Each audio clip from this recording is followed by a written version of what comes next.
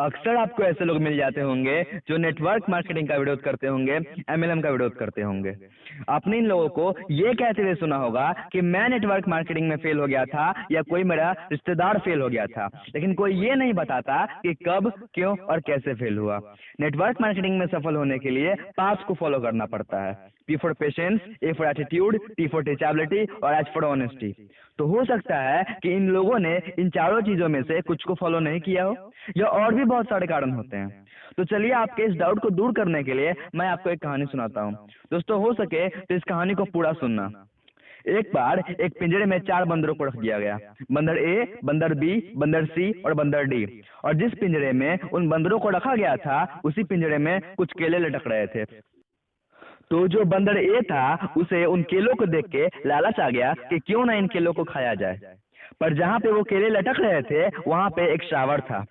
तो जैसे ही उस बंदर ने उन केलों को लेने का कोशिश किया, वैसे ही उन सभी बंदरों पे पानी के छींटे गिरे। फिर दूसरी बार उसने कोशिश किया, फिर सभी बंदरों पे पानी के छींटे गिरे।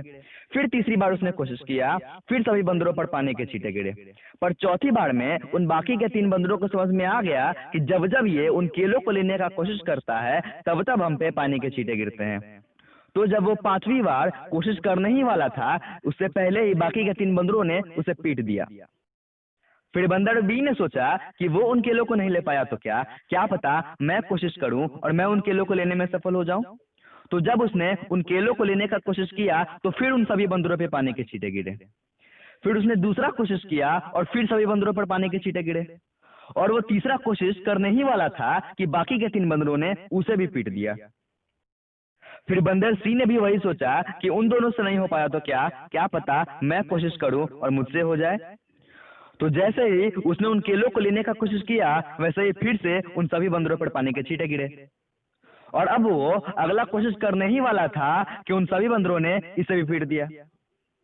और बंदर डी उन केलों को लेने का बस सोच ही रहा था कि उन बंदरों ने इसे भी पीट दिया।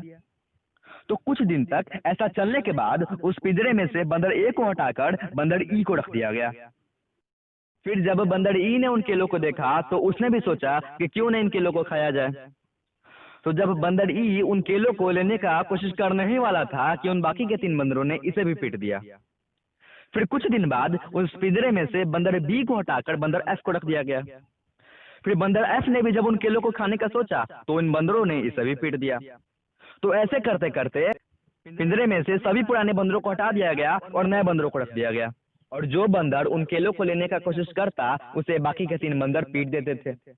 लेकिन अब उन नए बंदरों को ये नहीं पता था कि वो एक दूसरे को क्यों पीट रहे हैं, एक दूसरे को केले खाने से क्यों रोक रहे हैं। उनके मन में बस इतना बैठ गया था कि जो भी अब उन केलों को लेने का कोशिश करेगा उसे पीट देना है, उसे रोक देना है। तो दोस्तों, ये लोग भी कुछ इसी टाइप के होते हैं। इन्हें ये नहीं पता होता कि इन्हें नेटवर्क मार्केटिंग का विरोध क्यों करना है, ये नेटवर्क मार्केटिंग का विरोध क्यों कर रहे हैं। बस इनके मन में ये बैठ गया होता है कि एमएलएम करना गलत है।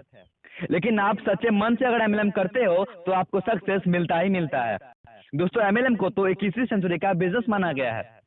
मैं उत्कर्ष, आज के लिए बस इतना ही। फिर मिलूंगा आपसे, तब तक के लिए जय हिंद, जय भारत।